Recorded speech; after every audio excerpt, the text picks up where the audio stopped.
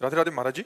गुरुदेव, कुछ माह पहले मेरे एक सहपाठी से मित्रता हो गई थी और मैं उस व्यक्ति में आसक्त हो गई और एक दूसरे से जीवन साथी जैसे संबंध भी कोशिश हुए महाराज जी। हालांकि वो ज्यादा दिन तक टिके नहीं ना ही रहे, पर कुछ परिस्थितियां आई और सब खत्म हो गया, परंतु मेरी उसमें आसक्ति इतनी ज्यादा हो गई कि मैं उसे भूल नहीं पा रही महाराज जी। वो व्यक्ति दिख जाता है अब वासनाओं के खेल खेलोगे, मन मलिन होगा तो भूल क्या पाओगे।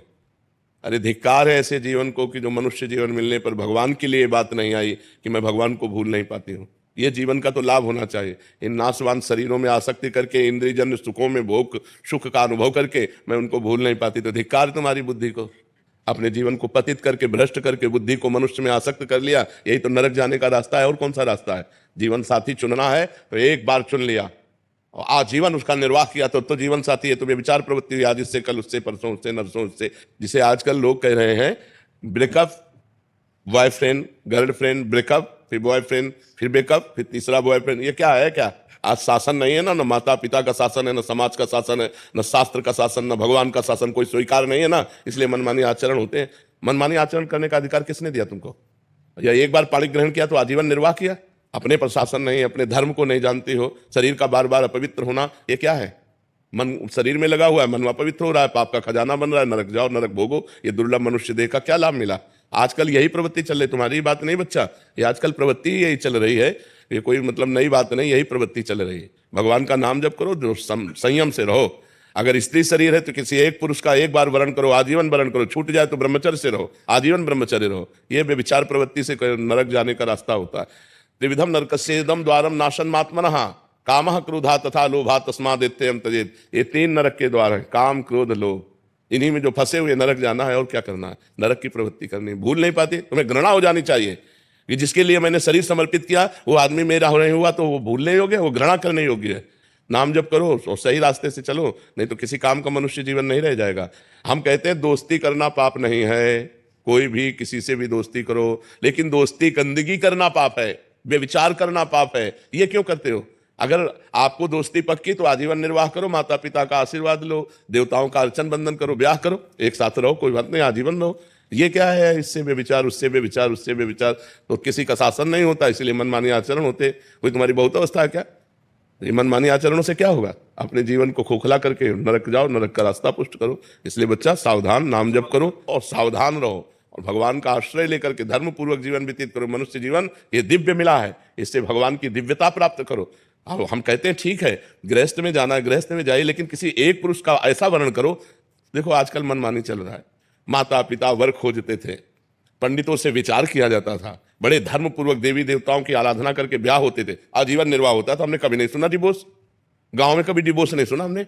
ये जो व्यभिचार प्रवृत्ति शुरू ना, गर्ल फ्रेंड और बॉय फ्रेंड और लिव इन रिलेशन, यहां से शुरू हुआ डिवोर्स। नहीं, हमने कभी डिवोर्स नहीं सुना। आजीवन निर्वाह क्योंकि माता पिता ने किया, देवी देवताओं का पूजन करके, शास्त्र के पंडित के अनुसार अग्नि के फेरे लेकर, तब कहीं वो धर्म से चलो। इस तरह के मनमानी आचरण कोई भी मत करो, नहीं तो पछताना पड़ेगा। संसार का बड़ा विचित्र स्वरूप है, होश में चलना चाहिए। आचार्य अखिलेश आनंद जी, हरिद्वार। राधा वल्लभ श्री हरिवंश महाराज जी। महाराज जी, हम सब कुछ जानते हैं धर्म क्या है अधर्म क्या है, पर सब कुछ जानते हुए भी अधर्म और नहीं जानते हो, नहीं जानते हो। जानकारी उसे कहते हैं कि जब जान गए तो जही जाने जग जाए हेराए, जागे जथा स्वप्न भ्रम जाए। स्वप्न में जैसे हम जगे हुए होते, तो क्या जगे हुए होते हैं क्या?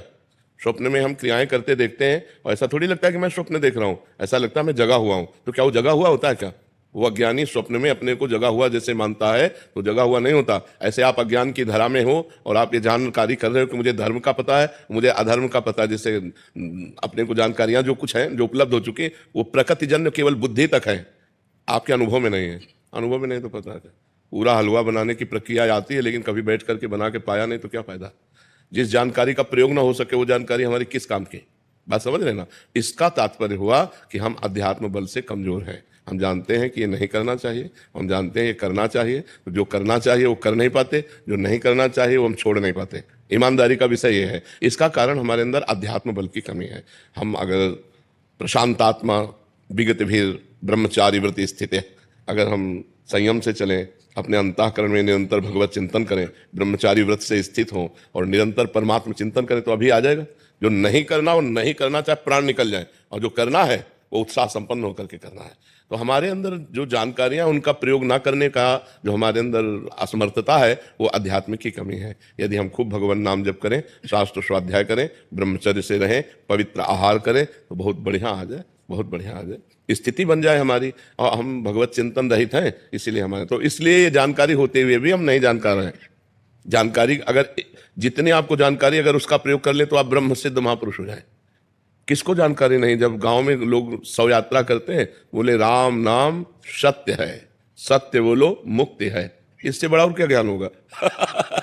इस ज्ञान से बड़ा और क्या ज्ञान होगा कि पूरे त्रिभुवन में अगर सत्य है तो भगवान का नाम सत्य है, और भगवान का नाम बोलो तो मुक्ति है। लेकिन वो बीड़ी पीते हुए लौटते हैं, उनको कोई मतलब नहीं कि क्या गा रहे हैं। वो समझते हैं मरने वाले के साथ ये गाया जाता है, बस वो गीत गाते हैं, वो उसका भाव तो समझते नहीं है। इसलिए हमें सबको जानकारी है, अपने कल्याण भर के लिए सबको जानकारी है।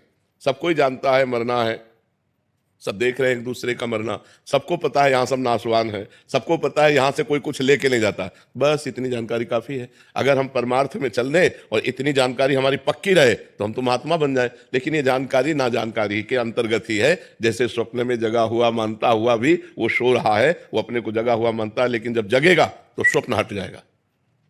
जगने की पहचान है स्वप्न हट जाएगा। तो सच्ची जानकारी का मतलब है, धर्म की जानकारी का मतलब है, जेहि जाने जग जाए हेराई, जागे जथा स्वपन भ्रम जाई।